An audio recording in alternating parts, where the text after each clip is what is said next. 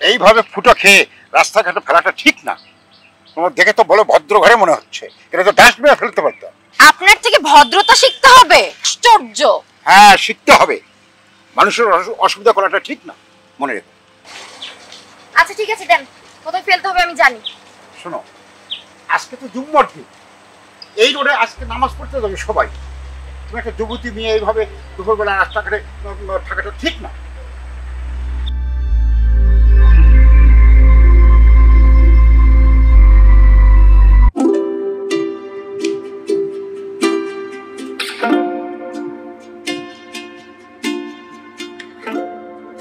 আসছো? হ্যাঁ আসলাম। অনেকক্ষণ থেকে ওয়েট করছি। সেটা দেখলাম। আসলে তুমি তো পরীক্ষায় ফেল করে গেলে। মানে? এইমাত্র যে টাকাগুলো তুমি তুলে নিলে, আগে টাকাটা বের করো। তুমি কি জানো যে টাকাগুলো তুলে নিলে আর যে ফেলে গেল উনি আমার কে হয়? উনি আমার বড় ভাই।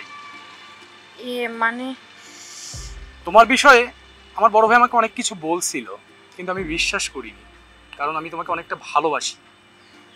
কিন্তু আজকে নিজের চোখে দেখলাম আসলে তুমি কি। আমি এটা আশা করিনি তোমার থেকে। না মানে আসলে আর কিছু বোঝাতে এসো না আমাকে। আমার যা বোঝার আমি সেটা বুঝে গেছি। টাকাগুলো বের করো।